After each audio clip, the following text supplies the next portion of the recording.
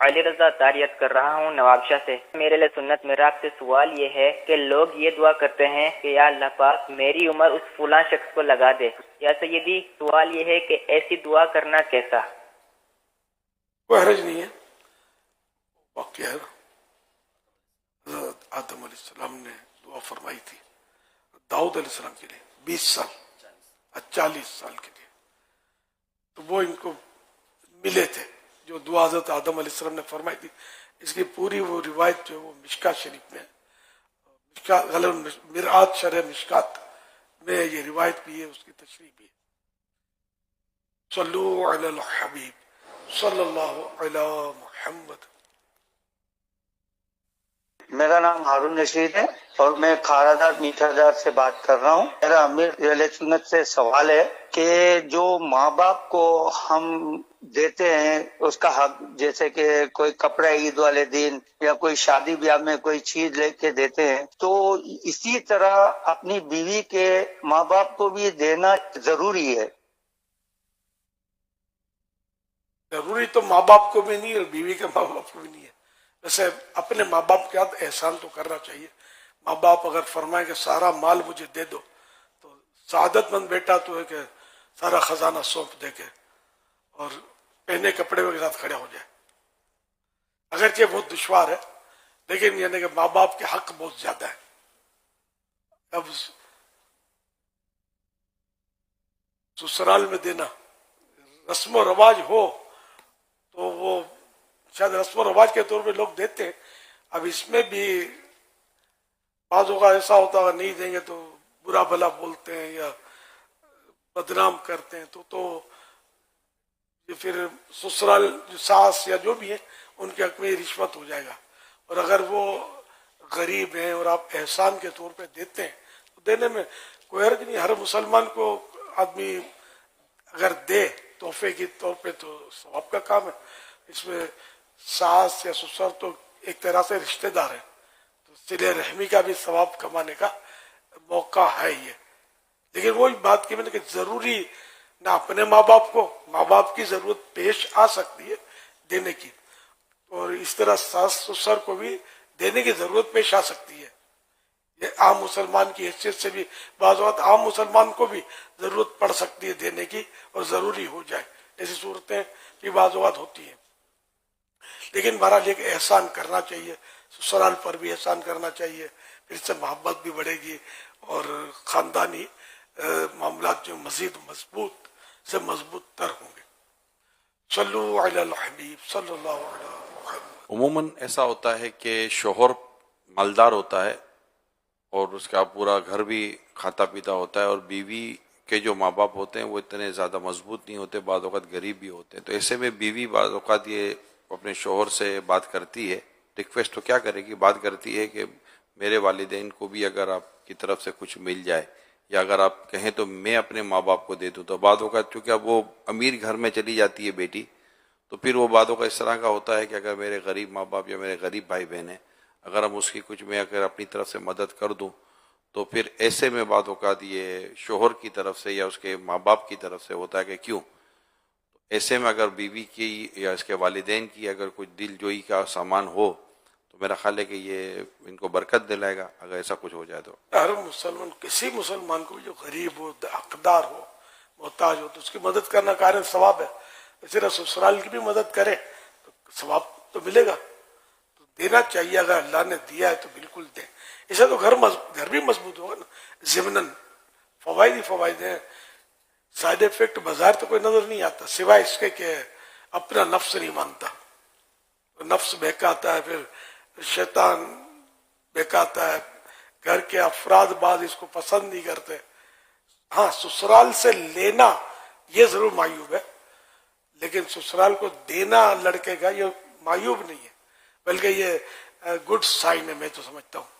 اس میں والدین کو چاہیے بیٹے کے کہ وہ اس میں بیٹے کو سپورٹ کریں اور اس کی حوصلہ افزائی کریں، نہ کہ اس کو تنقید کا نشانہ بنائیں کہ تو سسرال کا ہو گیا ہے اور بیوی کا ہو گیا ہے۔ اس طرح کی باتیں کرنے سے پھر وہ بیچارہ کنفیوز ہو جاتا ہے کہ کیا کروں، پھر دیتا تو ہے پھر چھپا کر دیتا ہے، پھر ماں باپ کو بتا کر نہیں دیتا۔ اگر ماں باپ کے ذریعے بھی جائے گا تو زیادہ فائدہ ہوگا انشاءاللہ. دونوں خاندانوں میں محبت بڑھ سکتی ہے. بالکل. وہ حدیث پاک میں پیارے آقا صلی اللہ علیہ وسلم نے فرمایا، اللہ پاک نے جب حضرت آدم کو پیدا کیا تو ان کی پشت سے تا قیامت پیدا ہونے والی اولاد کو حضرت آدم علیہ السلام پر، حضرت آدم پر پیش کیا. وہ بولے اے رب یہ کون ہے؟ فرمایا تمہاری اولاد. حضرت آدم علیہ السلام نے ان میں سے ایک شخص کو دیکھا جس کی آنکھوں کے درمیان کی چمک آپ کو پسند آئی. عرض کی اے رب یہ کون ہے؟ فرمایا داؤد. عرض کی اے رب ان کی عمر کتنی مقرر فرمائیے؟ فرمایا 60 سال، 60 ایئرس. عرض کی مولا میری عمر میں سے 40 سال ان کی عمر بڑھا دے. حضرت آدم علیہ السلام کی عمر جب 40 سال کے علاوہ پوری ہوئی تو ان کی خدمت میں ملک الموت حاضر ہوئے. حضرت آدم علیہ السلام نے فرمایا کیا ابھی میری عمر کے 40 سال باقی نہیں؟ عرض کی وہ آپ اپنے فرزند داؤد کو نہ دے چکے؟ حوالہ ترمذی جلد 5 پیج نمبر 53 حدیث نمبر 3087 ماخوذن. مفسر قرآن حکیم الامت حضرت مفتی احمد یار خان علیہ رحمت الحنان فرماتے ہیں آدم علیہ السلام کی عمر 1000 سال تھی. آپ نے عرض کیا کہ میری عمر 960 سال کر دے اور داؤد علیہ السلام کی عمر پورے 100 سال. یہ دعا رب نے قبول فرمائی. یہ وہیں حدیث پاک ایڈجسٹ کرنی ہے جہاں اس کا سوال ہوا تھا. اور یہاں جو یہ کہتے ہیں نا کہ عمر میری لگ جائیے، عام طور میں لوگ کہتے ہیں یہ دیکھ لیں اگر لگ گئی تو پھر آپ کہاں کھڑے ہوں گے؟ مدینے میں بقی کے دروازے پر انشاءاللہ. مجھے لگتا ہے آج سے پہلے یہ اتنا گہرا پتہ نہیں تھا. آج کے بعد ماں باپ شاید احتیاط کریں گے.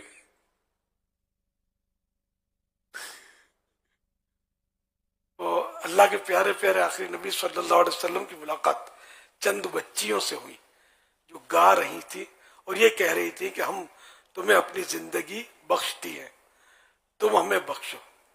آپ نے فرمایا یوں نہ کہو بلکہ یوں کہو احیانا و ایاکم، اللہ تعالی ہمیں بھی زندہ رکھے اور تمہیں بھی زندہ رکھے. حوالہ المعجم الکبیر حدیث نمبر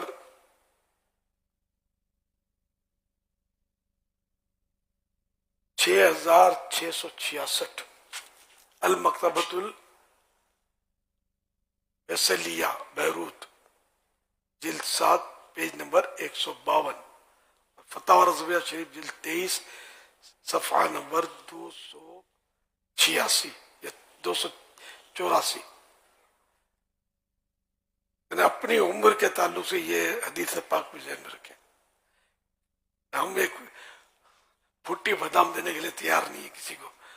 پوری آدھی عمر میری عمر لگ جائے اٹھا کر کے گرے تو عمر لگ گئی اور اب اٹھاؤ اس کو لے چلو قبرستان. یہ جملہ بولتے ہوئے سوچ لینا چاہیے. صلو علی الحبیب صلی اللہ علی محمد. میرا یہ سوال ہے کہ داڑھی جس کی گھنی نہیں ہوتی تو وضو میں اس کا دھونا کیا لازمی ہے؟ تھوڑی کے نیچے بھی ہو وہ بھی دھونا لازمی ہے. اور یہ بھی بتا دیں کہ وضو میں منہ کا دھونا کہاں سے کہاں تک ہے؟ جزاک اللہ خیر. آخری الفاظ تو سمجھ میں آئے، منہ کا دھونا کہاں سے کہاں تک ہے؟ داڑھی جس کی گھنی نہیں ہوتی تو کیا اس کا جلد کو دھونا، نیچے کے حصے کو دھونا یہ ضروری ہوتا ہے؟ جلد دھونی پڑے گی نا جی. یا جس کی چھدری داڑھی ہو، ہلکی ہلکی داڑھی ہو تو وہاں کی جلد دھونی ہوگی. اور جہاں کبھی کہیں گھنی ہوتی ہے کہیں ہلکی ہوتی ہے تو جہاں گھنی ہوگی وہاں بال دھلنے ہوں گے. وہ جلد ضروری نہیں ہے، لیکن غسل میں جلد بھی ساتھ میں دھونی ہے. اور منہ کی حد یہ ہے کہ جہاں سے سر کے بال جمنے شروع ہوئے، ہاں عادتاً یعنی کہ عموماً جو جہاں سے بال جمتے ہیں، اب بعض تو قدرتی گنج ہوتی ہے لیکن گنج میں بھی پہچان ہو جائے گی کہ وہ یہاں بال ہونے چاہیے یا ہوتے تھے یا ہوتے ہوں گے. خیر تو یہاں سے مطلب बाल जहाँ से कुदरती जमते हैं, वहां से लेकर ये ठोड़ी है ना, इधर गड़ा, ये ठोड़ी तक, और या ये कान का ये उभरा हुआ हिस्सा है, कान पट्टी कहलाती है, ये सारी जो गोलाई है ना, ये सब यानी चेहरे में शामिल है। तो ये धोई जाए वुजू में, गुस्ल में तो फर्ज है। वल्लाहु तआला अअलम व रसूलुहु अअलम अज़्ज़ व जल्ल व सल्लल्लाहु तआला अलैहि व आलिहि व सल्लम। सल्लु अलल हबीब सल्लल्लाहु अलैहि मुहम्मद। मोहम्मद साकिब रजा कादरी बाबुल मदीना कराची। प्यारे अमीर सुन्नत, आपकी बारगाह में सवाल अर्ज ये है कि अगर मकरू वक्त शुरू हो गया हो और फ़र्ज नमाज जा रही हो तो इस सूरत में क्या करना चाहिए? क्या मकरू वक्त में फ़र्ज नमाज पढ़ लेनी चाहिए या मकरू वक्त जाने के बाद उसकी कज़ा कर लेनी चाहिए? बराए मेहरबानी रहनुमाई फरमा दीजिए। इसकी सूरत असर में पेश आती है। असर में सूरज गुरूब होने से 20 या 25 मिनट पहले ये मकरू वक्त शुरू होता है। तो इतनी ताखीर जानबूझकर करना गुनाह है, और किसी मजबूरी के तहत हो गई तो गुनाह नहीं है। मजबूरी ऐसी हो जिसको शरीयत मजबूरी तस्लीम करे, वरना हमारी मजबूरी तो बहुत सारी होती है। सुस्ती हो जाती है, मजबूरी है, दोस्त से बात करने के से हटने को जी नहीं चाहता, फोन पे लगे हुए, ये भी मजबूरी होती है बाज़ औक़ात, ये नहीं। खैर, तो अब ये कि ताखीर हो ही गई किसी वजह से असर में, तो पढ़ ले मकरू वक्त में भी, वरना कज़ा का तो गुनाह ज्यादा होगा ना। सल्लु अलल हबीब सल्लल्लाहु अलैहि वसल्लम। मोहम्मद उवैस मालूम करना चाहते हैं कि अगर रुमाल पर खून पहले से लगा हुआ है तो रुमाल जेब में है, क्या नमाज हो जाएगी? इतना खून है, बताया देखा जाएगा। अब यहाँ वजन ही लाया है मेरा ख्याल है। धब्बा तो लिबास पे, तो ये खून होता भी है, वो दलदार नजासत, वजन कहाँ? जेब में हो। जी जी। फहाद गौस हैं, कहते हैं क्या मरने के बाद रूह 40 दिन तक घर में रहती है? घर में रहती तो नहीं है, रूह के मकामात जुदा जुदा है। मुसलमान की रूह जो है अपने हस्बे मरातिब मुख्तलिफ मकामात पर रहती है, जैसे जमजम शरीफ कुएं पर भी रहती है, और सबसे आला दर्जा जो है वो आला इल्लियीन, जहाँ अंबिया इकराम अलैहिस्सलाम की मुबारक रूहें तशरीफ फरमा होती हैं, और दीगर नेक बंदों की भी अल्लाह जिनकी चाहे तो आला इल्लियन में उनको रखा जाता है। जहां भी हो अपने बदन से इनका राब्ता रहता है। अल्लाह पाक जब चाहे वो रूह को लौटा कर उसको मतलब है देखे, तो जैसे सलाम करते हैं तो ना वो रूह लौटाई जाती है, वो सुनते हैं, जवाब देते हैं मैयत दिन को, अल्लाह इजाजत दे। हमजा राजा कहते क्या औरत इत्तिकाफ घर में करे तो वो अपने शौहर भाई वगैरह के सामने आ सकती है? क्या घर के कामकाज भी कर सकती है? सब कुछ कर सकती है जो जायज काम है, कोई पाबंदी नहीं है। घर के इत्तिकाफ में, मस्जिद बैत के इत्तिकाफ में, मस्जिद के इत्तिकाफ में नहीं, मतलब मस्जिद बैत और ये मस्जिद, इनमें फर्क है। ये थोड़ी है मतलब सारों सबसे रिश्ता नाता तोड़ के कोना पकड़ के बैठ जाए। घर के कामकाज भी कर सकती है वहां बैठकर, जिसमें मतलब है देखे वहां गंदगी ना हो। गंदगी करना बेहतर नहीं है, मस्जिद में गंदगी करना हराम है, लेकिन मस्जिद बैत में बेहतर ये कि गंदगी ना करे। अगर गंदगी हुई भी तो गुनाह नहीं है। घर के कामकाज के ताल्लुक से ऐसा होता है कि बाज़ औक़ात ज़रूरत होती है कि सब मिलकर कामकाज करें, उसमें अफराद कम होते हैं, काम ज़्यादा होता है, तो उसमें एक निकल आता बाहर के मैं तो इत्तिकाफ करने जा रही हूँ, मैं कमरे में बैठ जाऊंगी, तो सबके वो है ना हालत अजीब हो जाती है कि अब लगता है इसका भी वो होती होगी। हाँ, सारे काम अब हमें करने पड़ेंगे। तो एक तो इसमें ये कि आपस के अंडरस्टैंडिंग कैसे करनी चाहिए, क्योंकि घरों में फिर इस तरह مسائل بھی نہ ہو اور اللہ کرے کہ خوش دلی کے ساتھ یہ ثواب مل سکے، خوش دلی سے یہ نیکی کی جا سکے، تو کیا ایسا ہو سکتا ہے کہ یہ کچھ اپنے حصے کے کام لے لیا کرے اور یہ مجھے جیسے مثلا کہ تو پیاز کا کام ہے، سبزی صاف کرنی ہے، فلاں کرنا ہے، فلاں کرنا ہے، فلاں کرنا ہے، تو برتن دھونے تو نہیں جائے گی باتھ روم میں، جو وہاں بیٹھ کر کچھ کام لیے جا سکتے ہیں تاکہ کوئی تسلی سی ہو جائے، چاول صاف کر لیے؟ ہاں بالکل کریں، کرنا چاہیے. اور ویسے بھی کون سا مطلب 12 گھنٹے وہ کوئی بھی معتکف تسبیح پڑھتا رہے گا، تلاوت کرتا رہے گا، اتنا وقت تو عام طور پہ آدمی نہیں، مطلب عبادت خود اعتکاف خود عبادت ہے، تو وہ تو مطلب وہ آدمی سوچتا ہے کہ ٹائم پاس ہو. اب دیکھو اعتکاف میں یوں لگے رہتے ہیں نا، یوں لگے رہتے ہیں، کرتے رہتے ہیں نا، ٹائم تو پاس کرنا ہے نا ان کو. اچھا یوں بعض لوگ تلاوت بھی کرتے ہوں گے، یہ بھی ہے، دعائیں پڑھتے ہوں گے اس میں دیکھ دیکھ کے، یہ صحیح ہے. فالتو ادھر ادھر کے مطلب نہ دیکھے جائیں، گناہ بھرے تو ظاہر کبھی بھی نہ دیکھے جائیں کہیں بھی.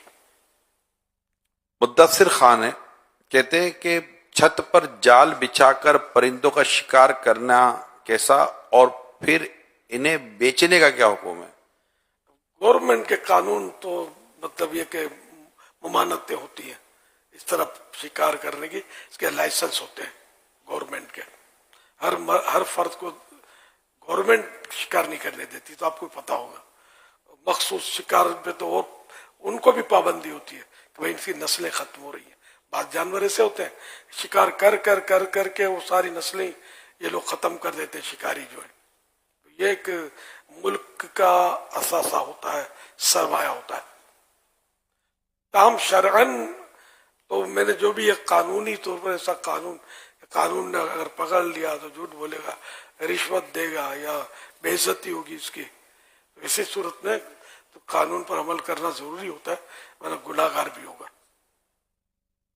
ایسی کوئی صورت نہ ہو، یا بالفرض اگر کسی نے غیر قانونی طور پر جانور پکڑ بھی لیے اور وہ کسی کی ملک نہیں ہے، تو جیسے جنگلی جانور ہوتے ہیں، کبوتر، جنگلی کبوتر اصلی نہیں، اصلی لوگوں کے ہوتے ہی ہیں، تو یا جنگلی میں بھی کسی نے کوئی ڈوری باندھ دی ہے یا اس کا نشانی رکھ لی ہے کہ یہ میرا ہے، تو وہ بھی نہیں پکڑ سکتے. تو ویسے جو اڑتے رہتے ہیں، چڑیاں ہیں، کبوتر ہے، اور کسی نے اگر پکڑ لیا تو وہ ہے حلال. بیچنا بھی جائز ہے؟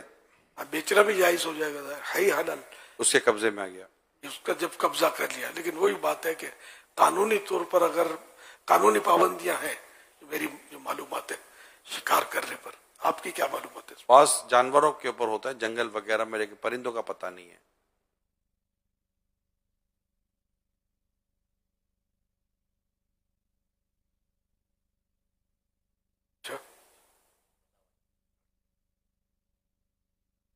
مزید معلومات لے لیتے ہیں، معلومات لے لینی چاہیے. انشاءاللہ. ہم غیر قانونی مشورہ دینا ہمارے لیے بھی صحیح نہیں ہے. جی ہاں. یوسف شیخ ہیں، نماز جمعہ کے وقت خرید و فروخت کرنے کا کیا حکم ہے؟ جمعے کی اذان ہو جائے تو مسجد کی طرف چلو، اس میں راستے میں خرید و فروخت کرنا بھی ممانعت ہے اس کی بھی. یہ اذان میں بھی ہوتا ہے خطبے کی اذان یا اس سے پہلے کی اذان؟ پہلی اذان سنتے ہی جمعے کی نماز کے لیے کوشش شروع کر دینا، یہ واجب ہے. کھا رہا ہے تو فوراً نمٹا لے، مطلب بس جلدی جلدی چلو مسجد، چلو مسجد، چلو مسجد کا رخ کرے. جہاں جمعہ پڑھنا ہے وہاں کا رخ کرے. محمد ساجد معلوم کرنا چاہتے ہیں، جس لاکٹ پر پیارے آقا صلی اللہ علیہ وسلم کا نام لکھا ہوا ہو اسے برکت کے لیے پہننا کیسا ہے؟ اس کسی لاکٹ پر اب دھات کا ہے، اگر میٹل کا ہے تو مرد تو نہیں پہن سکتا، عورت البتہ پہن سکتی ہے، لیکن یہ کہ پھر واش روم میں جانا یا اس طرح کی بے ادبیوں کا اندیشہ رہے گا. برکت کے لیے پہننا ہے تو کاغذ پہ لکھ کر پلاسٹک کوٹنگ کر کے تعویذ بنا کر چمڑے یا ریگزین میں سی کے بھلے پہنے، جیسے تعویذ عام طور پہ پہنے جاتے ہیں. ٹھیک. حافظ عبدالقادر معلوم کرنا چاہتے ہیں آدھی دھوپ اور آدھا سایہ ان میں بیٹھنا کیسا؟ منع ہے حدیث پاک میں کہ جب سائے میں بیٹھے تو اب دھوپ بھی آنے لگی تو وہاں سے اٹھیے.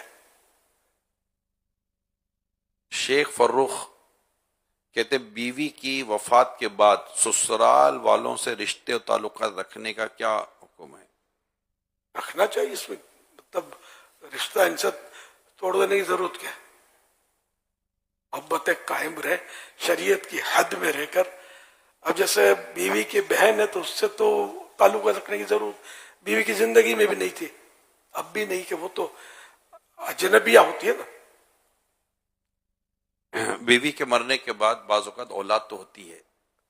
اب اولاد ہوتی ہے تو وہ جو بیوی کے والدین ہیں وہ اس کے نانا نانی ہیں نا, تو اس کے جو بھائی ہوتے ہیں وہ اس کے ماموں ہوتے ہیں. تو یوں آپ کو کہیں نہ کہیں کسی نہ کسی وقت کہیں نہ کہیں رشتوں میں آتے جاتے ہوئے ان کے نانا نانی کی, ان کے ماموں کی یا ان کے خالہ وغیرہ کے تعلق سے ایک رشتہ قائم رکھنا ہی پڑتا ہے, کیونکہ وہ بچوں کا تو وہاں تعلق قائم ہی رہتا ہے. تو ایسا ہی انداز ہونا چاہیے, نہ دادا دادی کے گھر کی کوئی نفرت پیدا ہو نہ نانا نانی کے گھر کی کوئی نفرت پیدا ہو, کیونکہ ان کو بچے کو تو ضرورت دونوں خاندانوں کی پڑے گی. تو سلطان راؤ تاریخ پیدائش کے حساب سے نام اور پتھر کا معلوم کرنے کی کیا شرعی حیثیت ہے؟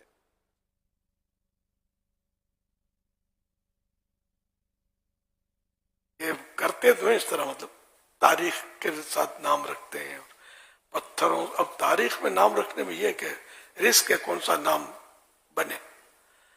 نام بس انبیاء کرام کے ناموں پر سب سے بہتر یہ کہ اللہ کے ناموں پر عبد الرحمن عبداللہ یہ رکھے جائیں بچے کے نام. سرکار صلی اللہ علیہ وسلم کے مبارک نام محمد احمد, محمد یا احمد یہ رکھے جائیں سرکار صلی اللہ علیہ وسلم کی محبت کی وجہ سے اور سرکار صلی اللہ علیہ وسلم کے مبارک نام سے برکت حاصل کرنے کے لیے. فضیلت والے نام ہے, پکارنے کے لیے بھی صحابہ کرام اولیاء کرام وغیرہ کے ناموں پر رکھے جائیں. لوگ یونیک نام کے مطلب شوق میں بعض اوقات بہت غلط سلط نام رکھ رہے ہوتے ہیں. ایسا نہیں کرنا چاہیے. جو بھلے یونیک ڈھونڈے ہم, صحابہ کرام کے نام بھی ایک تعداد ہے صحابہ کرام کے نام کی جو اب ہمارے لیے یونیک ہی ہے, پتہ ہی نہیں ہے کسی کو. ہوتا ہی کہ یونیک, اب یونیک کیوں رکھ رہے ہیں؟ اس میں بھی حب جاگ کا عنصر لگتا ہے. ویسا یہ نام کہاں سے آیا ہے, بڑا صحیح ہے, ہوشیار ہے, اس کا نام ڈھونڈ کے لایا, یہ مزہ آتا ہے ذرا.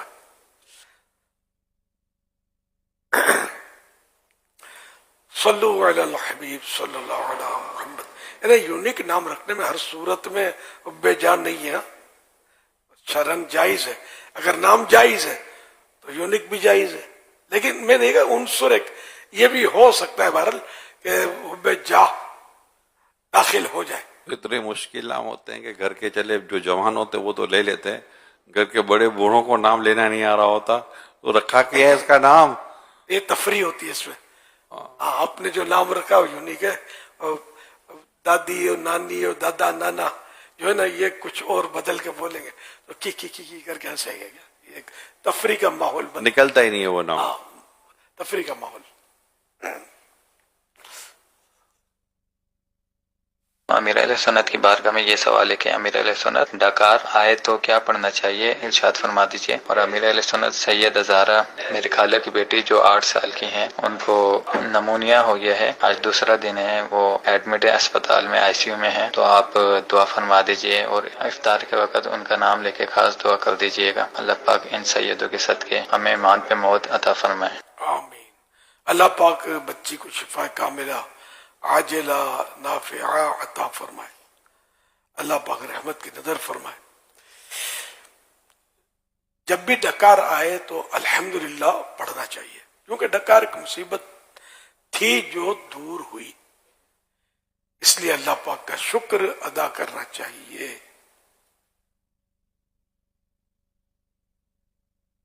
دیکھیے فوائد ابن السلط صفحہ نمبر 63 حدیث نمبر 29. सल्लु अलल हबीब सल्लल्लाहु अलैहि मुहम्मद। अच्छा, डकार किसको कहते हैं ये भी शायद हर एक को समझ ना आती हो कि ये होता क्या है डकार। आज अंदाजा हो जाएगा यानी किस किस को नहीं पता डकार क्या होती है। सबको पता है मतलब, माशाअल्लाह। अच्छा, 1 2 अब हाथ उठने शुरू हुए, पहले शर्मा रहे थे शायद, हाँ उठ रहे। डकार क्या नहीं पता, कोई बात नहीं, मतलब ये नहीं पता तो मैंने मुझे अंदाजा हो जाए कि मैं इसका इंग्लिश नाम भी तलाश करूं तो इंग्लिश भी कहाँ समझ पड़ेगी इनको। हमारे यहाँ ये, हाँ ये अपने यूरोपियन ममालिक वाले जो इनको नहीं पढ़ समझ आएगी बेचारों डकार शायद। हाँ भाई इंग्लिश में क्या बोलते हम, निकालो यार।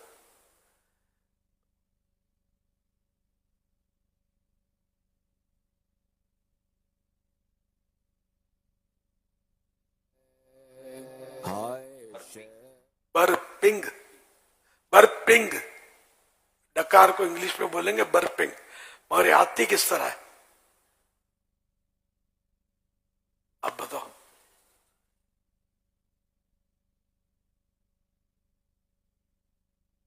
ये उबासी जो बोलते हैं, हाँ यही है ना। हाँ। अच्छा,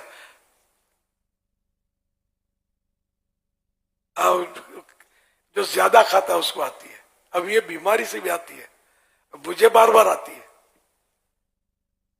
ये शायद एज फैक्टर होगा। तो अब यार खाते तो हजार, जवानी में तो बहुत खाया है, अब तो वो सूरत हाल, अब लक्कड़ हजम पत्थर हजम मैदा तो रहा नहीं है, अब डर डर के खाना पड़ता है। खैर, तो यानी ये डकारें जो है ये ज्यादा खाने पीने से आती है।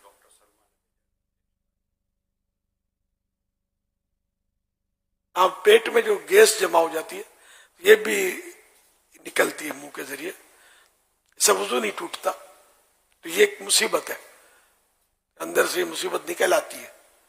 तो अल्लाह का शुक्र अदा करें, अल्हम्दुलिल्लाह।